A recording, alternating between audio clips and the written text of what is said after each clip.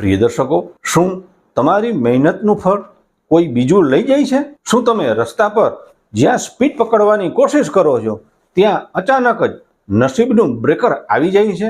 જો હા છે તમારો જવાબ તો સાવધાન, 29 માર્ચ 2026 થી આ બ્રેકર, આ વિઘ્નો બધા હટવા જઈ રહ્યા છે. પ્રિય કન્યા રાશિના જાતકો માટે 18 વર્ષ પછી એક એવું રાજસિંહાસન તૈયાર થઈ રહ્યું છે જેની તમે કલ્પના પણ નહીં કરી હોય. ચાલો જાણીએ કેતુદેવ કેવી રીતે પલટશે તમારી કિસ્મત. મિત્રો, સૌથી પ્રથમ કેતુ હવે એના પોતાના જ શક્તિશાળી મઘા નક્ષત્રમાં પ્રવેશ કરી રહ્યા છે.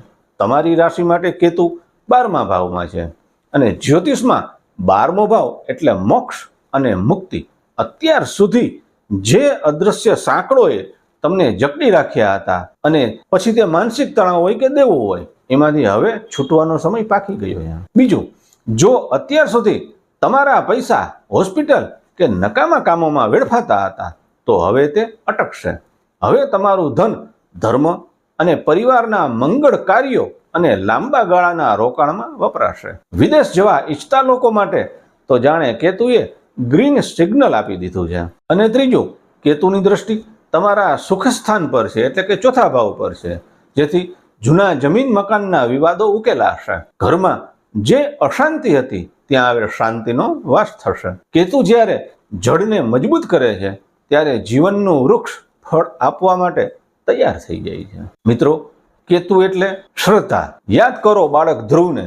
જે બાળકને એના પિતાના ખોળામાં બેસવાની મનાઈ ફરમાવવામાં આવી હતી, તેણે રડવાને બદલે ભક્તિનો માર્ગ પકડ્યો અને માત્ર 5 વર્ષની ઉંમરે અડગ શ્રદ્ધાથી એમણે પરમાત્માને પ્રસન્ન કર્યા અને પરિણામ, જે ખોળો નહોતો મળ્યો એના બદલે આખું રાજ સિંહાસન મળ્યું. આજે યુગો વીતી ગયા પણ ધ્રુવ તારો અડગ છે. તમારી ભક્તિ પણ જો ધ્રુવ જેવી હશે તો કેતુ તમને એ સ્થાન અપાવશે જે દુનિયા જોતી રહી જશે. મિત્રો, કેતુને જીતવા માટે 2 જ શસ્ત્રો છે, એક ત્યાગ અને સમર્પણ અને બીજું ગુરુ મંત્ર. તમારા ઈષ્ટદેવમાં અટૂટ શ્રદ્ધા રાખો. રાહુ તમને દોડાવશે પણ કેતુ તમને સાચી દિશા બતાવશે. જો તમે તમારા કર્મો ભગવાનને અર્પણ કરી દેશો તો આવનારા 8 મહિના તમારા જીવનના સુવર્ણકાળ સાબિત થશે. યાદ રાખજો, કેતુ જ્યારે પણ આપવા પર આવે છે ત્યારે તેને જગતની કોઈ તાકાત તમને રોકી શકતી નથી. તો શું તમે તૈયાર છો આ બદલાવ માટે? જો તમને આ માહિતી સ્પર્શી ગઈ હોય, સારી લાગી હોય તો કોમેન્ટમાં જય શ્રી કૃષ્ણ અથવા હર હર મહાદેવ લખી તમારી શ્રદ્ધા વ્યક્ત કરો અને આ વિડીયોને તમારા